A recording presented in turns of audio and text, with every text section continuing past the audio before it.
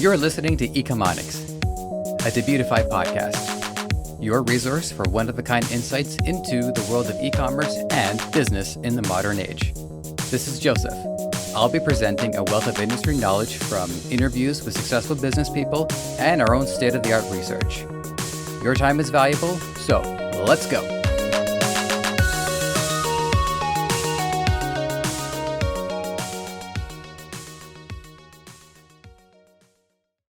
Good to have you here. If you were to look for e-commerce categories, you would find a number of results for that query. What business models e-commerce falls under, what product categories have been doing well lately, what products have been doing well in specific, and what are important trends in relation to the industry. Of course, you don't need to search for it because I've gone and done that for you today. The first category I want to cover are business models in relation to e-commerce. This is from Numinix.com. In an effort not to overlap with the previous episode about business models, I checked that list to see if the ones listed here come up. And there's a few that don't. So let's get into these here. The first two listed are business to business and business to consumer, which we've talked about before. The remaining ones are new to the information we spread out over the course of this journey. Number 1, consumer to consumer. This is where both ends of the business are conducted by the customer, and there's a platform acting as an intermediary. You have businesses like PayPal, which give other consumers and businesses the ability to pay one another, with PayPal getting its cut. You have subscription businesses like Patreon or Subscribestar, which give creators a way to receive funding directly from fans in exchange for exclusive benefits. Or not. In Patreon's case, you can actually just give them money and not expect anything. Also referenced in the article are Facebook Market and Craigslist. Number 2, consumer to business. This one surprised me. I've never seen it before. And frankly, I'm not sure I agree with it, but I'll describe it as is and you can make up your own mind. C2B is where a customer makes products or services available for companies to purchase, as the article says. The examples they cite include a graphic designer customizing a company logo or a photographer taking photos for an e-commerce website. My point of contention with this is that I don't know if I'd consider the producers of content as consumers when they're the ones creating content. So I looked into it a bit more. And SEOpresser.com goes into it more at length. And they cite Upwork as an example in that, in this model breakdown, the customer is someone offering something, typically freelancers. The intermediary is the platform. And the business is the one picking up the service. Now, being from the position that I am, I don't agree with the definition of this model. I think it's backwards. The freelancer is the asset or resource that the business values. So I'm puzzled that of all the parties involved, it's the one paying the money that's not considered the customer. At least within a work-for-hire platform, the businesses are the ones purchasing services, with the platform getting a cut. For that reason, I think it should be BAC, business as customer. We'll see if this changes as the gig economy, remote work, and freelancing continue to evolve. By the way, if you disagree with this and can make a case as to why it should be consumer to business, I'm all ears. Contact podcast@debutify.com. The third and fourth distinct ones are business to administration and consumer to administration. If you're on the business side, you're basically treating the government like a customer. Chances are, due to the official nature of working with governments, businesses tend to be built solely around government contracts. It's a little more accurate to say administration to business. Consumer to administration, though, checks out. Consumers pay taxes to the government as an example of a relationship, but Exinen.com also points to academic fees, distance learning, e-health, or e-voting. I suspect government work isn't your wheelhouse if you're listening to us on Ecommerce, a Debutify podcast, but if you are, we'd like to hear about your experience. So, I'm glad I got to go over that. As I said, it wasn't the plan originally. What was the plan was to go through the most prominent e-commerce categories, and a good place to make sure we're seeing the most relevant information is a 2020 article from Oberlo. The top 5 online shopping categories are now fashion, toys/hobby/DIY, electronics/media, food and personal care, and then furniture and appliances, which are also the top 5 in the US, but that's largely because the US is the biggest influencer in terms of total sales. Now, let's look back to the report we did earlier. In our episode where we covered the Big 5, the earlier data set indicated the top 5 sales categories were apparel and accessories, consumer and computer electronics, auto and parts, books, music, video, and then furniture and home furnishings. It wasn't a complete reversal or anything, but some changes did occur. So what happened? Well, you know as well as I do what happened. People were locked into their homes, so auto and parts got knocked off the list. People aren't using their vehicles as much and are working a lot more remotely. I would want to point out there is an uptick in delivery drivers, but the ratio of people driving to people served would overall account for a net drop in drivers. Toys, hobby, and DIY appearing on the list now makes sense, as more people are finding more free time, as well as need to take more independence. Electronics and media checkout, though the category was condensed. Before, you had a difference between electronics, the devices, and media, the content on the devices. Food and personal care are a burgeoning aspect to this, as more people are testing the waters of getting their own groceries online, including myself just this week. In terms of raw numbers, fashion is 596 billion, DIY is 504 billion, electronics and media is 481 billion, food and personal care 413 billion, furniture and appliances 312 billion. The biggest gap between them is between food and personal care, and then furniture and appliances of 99 billion. The total growth is 13% year over year, but is less than 2018 to 2019's 21.9%. So while COVID-19 has impacted what people are buying, it's also had a significant impact on people's ability to buy at all. To supplement these changes and trends, I've also found a second article to support this from eShipper.com. In addition to what categories we've established so far, they also added face masks as a whole category on its own, which are popular enough to warrant it, I suppose. The next contribution to the list is gym equipment, which is one of the highest ordered products on eBay. The other unique contribution to the list is home and garden, which I suppose you could make the case ties into toys, hobbies, and DIY. And keep in mind, this is largely due to the combination of being home during the summer. As the Western Hemisphere transitions to fall, you may notice a slight irritability in the tenor of my voice, but other than that, it's going to be difficult to make huge gains until next summer. Now, here's my next list. We're going to get more specific. We're going to get into what products in particular trended upwards and which ones trended downwards as of the end of quarter 3, according to visualcapitalist.com. So the way this will work is I'm going to say the product and the percentage of how much is increased between March 2019 and March 2020. Deep breath. Pain relievers like Advil, 99. Dog food, 159. Vitamins, 166. Fitness goods, 170. Toilet paper, 190. Dishwashing supplies, 275. Milk and cream, 279. Weights, 307. Fruit cups, 326. Packaged foods, 377. Rice and dried grains, 386. Soups, 397. Cough medicine, 535. Bread machines, 652. Disposable gloves, 670. This is March, so we can understand why a lot of these items became hot sellers in that time. Emergency preparedness kits, evidently, not so much. Honestly, what's it going to take, people? Okay, who am I kidding? I didn't get one either, but seriously, I would really recommend getting a package. A 2-week bin just to hold things together until you figure out which of your parents you're going to go to, yours or your partner's. Anyways, on to the downtick.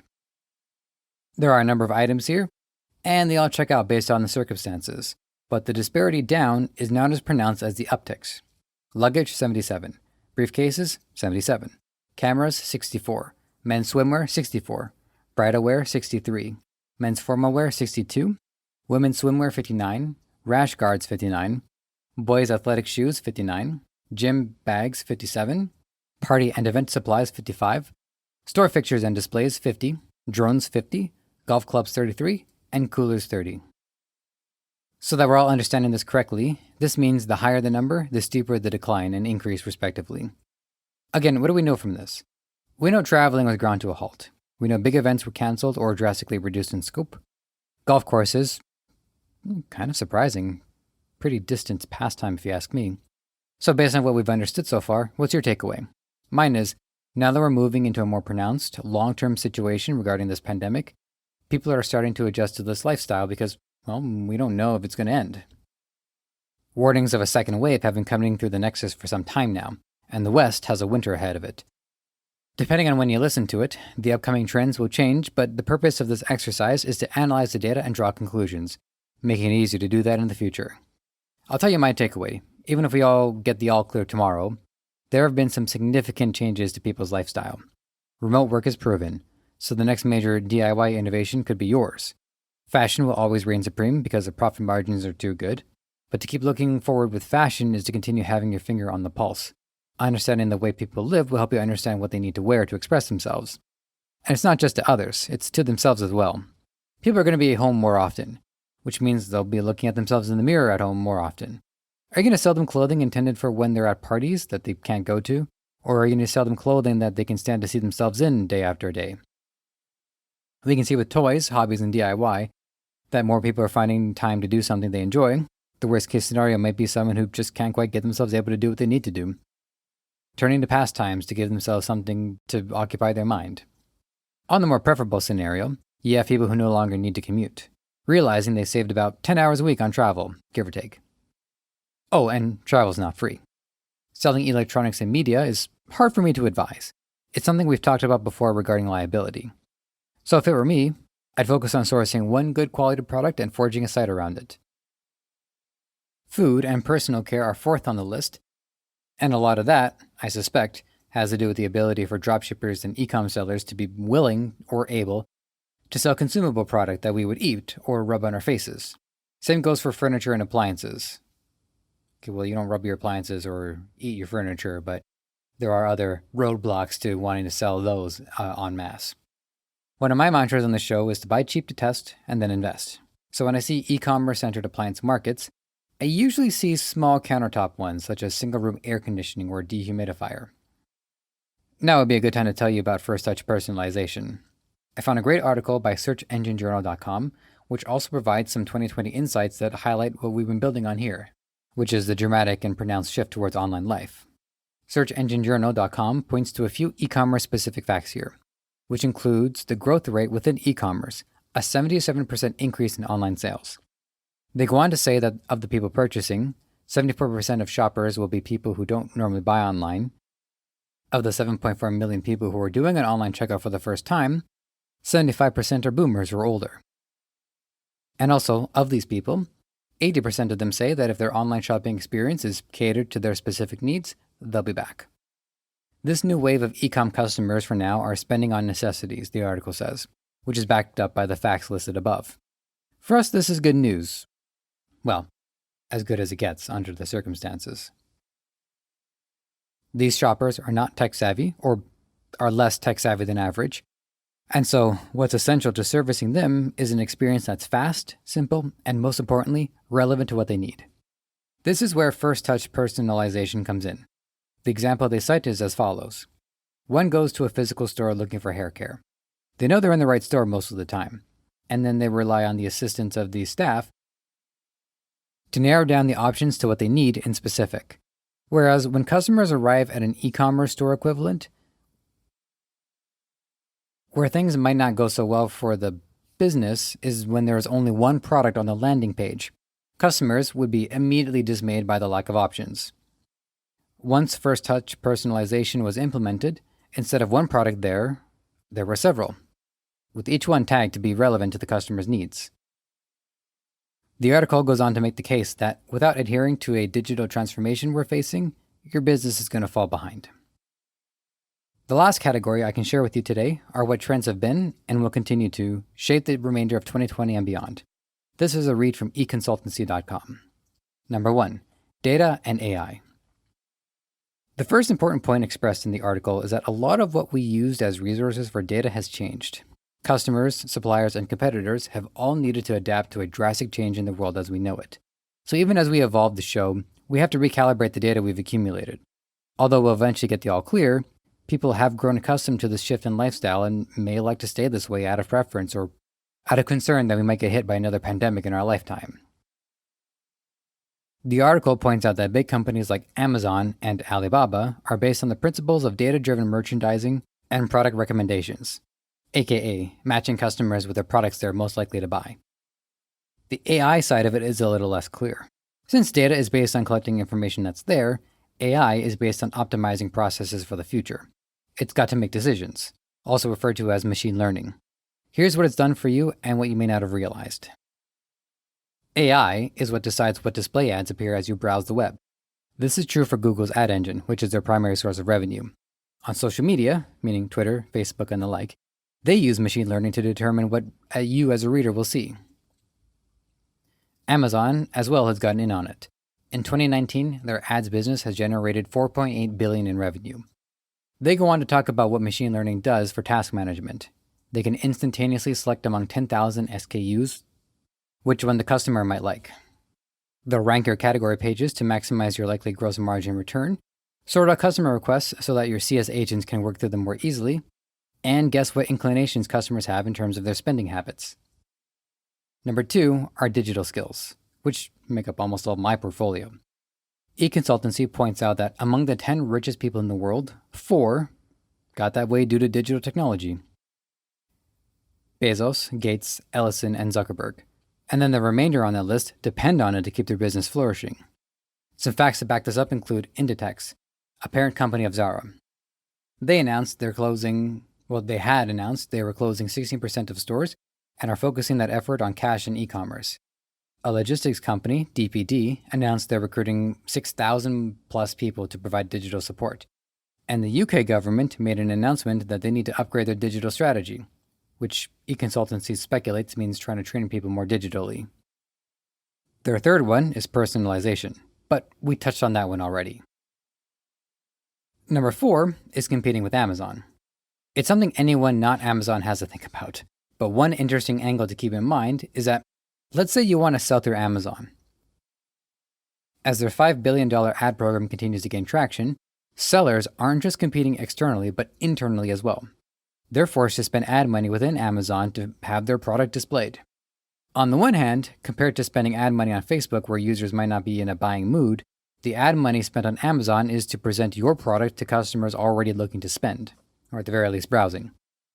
The other side, you're neck and neck with other products, including, in many cases, Amazon's own in-house products.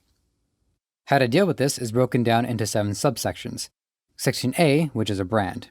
While Amazon pushes certain products the hardest, customers, including myself, have some built-in loyalty to companies that we know and trust. While it can take years to create a brand that will have household staying power, you can advertise the best parts in a few hours to get the ball rolling. Section B is mission. Amazon is a market. But if you remember back to my episode on e-commerce stores, brands like Partake and Last Object contribute to the net good, and customers are more inclined to buy knowing their money goes towards a noble cause. Section C is content.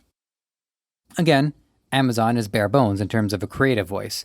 So as people begin to spend more of their time on the net, filling it with valuable information ties into the mission statement as well. D is customer experience. The writer of the piece had asked someone high ranking at Amazon why people buy from them. The answers were logistics, customer support, and price or selection. Price and selection. I don't know why it would be an or. That was my mistake. They set the standard for all 3. And while selection is subjective to your operation, logistics and customer support are non-negotiable. Section E is habit. The case is, many of us are defaulting to Amazon for our shopping habits. Personally, the reason why I do is because of liability. I can say with utter certainty that buying from various e-commerce sites has been a mixed bag, including ones where the product never arrived or I was falsely informed. If you've listened to every episode up to this point, you will know what I'm talking about. But assuming I trust a brand, why would I be compelled to check in on other sites habitually? The example they cite is Boohoo and ASOS, that's ASOS. They would have new products available regularly, which encourages customers to come to check them out. My browsing habits are based on dopamine. I hate to admit it, I'm trying to resist it, but I could easily lose hours a day going through social media as there's always something new to check out. I've never gone to Amazon because something is new. I expect new things to arrive there every day. I've always gone because there's something I've got to buy. Section F is product exclusivity. It's good to sell some things on Amazon, but you can also funnel shoppers to your site by promoting site-exclusive items. And if you intend to have one-to-one parity, you can have a product launch on your site, and then release it later on Amazon. Section G, convenience and locality. Convenience we've considered already, but Amazon is a store.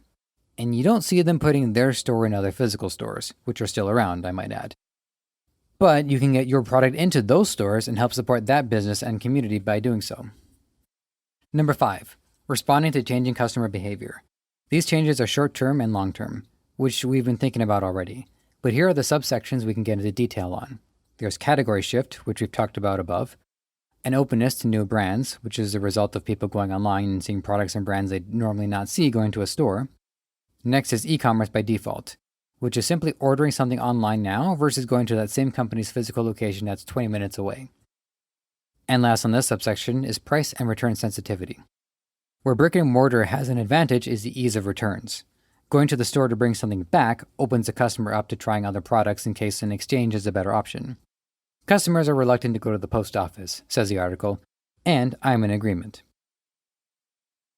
In addition to the long wait time I experienced last time I had to do a return by post, not only did I just said it, I had to wait, I also had to pay shipping, which cost me $15. If I buy something at a store and have to return it, I can mitigate my loss of travel by doing other stuff while I'm in the area, so to speak. And at least I don't need to pay to return. As for price sensitivity, there is uncertainty on both sides. Companies don't know if their product, which for some time was well in demand, such as the list I referred to earlier, will all of a sudden go in or out of demand. And consumers won't always know if a product is really worth buying, depending on the circumstances. So the more you can predict and prepare for how your product will be effective in the market, the better. The next factor is protecting from recession. The advantages of e-commerce in surviving an incoming recession is that, for one, without a physical location, e-brands have to take the initiative and stay engaged with customers. The second is that if you notice a sudden change in buyer behavior, you can easily respond to it since it'll all be done on your computer, or tablet even. Third is that you can check the efficacy of ad campaigns. A TV campaign could be a whole quarter before you see results. But you can sense how things are going online over 24 hours. Fourth is that stock is being held in one of a few central locations and not spread out over dozens or hundreds of stores. I can tell you from experience, at one of my watch jobs, when one of the other stores was calling, we were reluctant to pick up the phone because it meant having to transfer a product of ours to them. The final factor is, in summation, to understand the implications of your overall customer experience strategy, which encapsulates all of what we talked about today. That includes the increased demand in the online space, increased expectations for quality customer service, a sense that brands are out to make a difference and have a mission, and that digital skills are in short supply. Alright, well that is it for today. So, refine your strategy and get yourself ready for 2021. We all thought we knew how 2020 would look going in. And if there's another change like it, this time we should be ready for it. Thanks for listening. You might have found this show on any number of platforms: Apple Podcasts, Spotify, Google Play, Stitcher, or right here on Debutify. Whatever the case, if you enjoyed this content and want to help us thrive, please take a few moments to leave a review on Apple Podcasts or wherever you think is best. We also want to hear from you, so whether you think you'd be a good guest or want to weigh in on anything related to our show, you can email podcast@debutify.com or connect with us on Facebook, Twitter, Instagram, and TikTok. Finally, this podcast is created by the passionate team at Debutify. If you're ready to take the plunge into e-commerce or are looking to up your game, head over to Debutify.com and see how it can change your life and the lives of many through what you do next.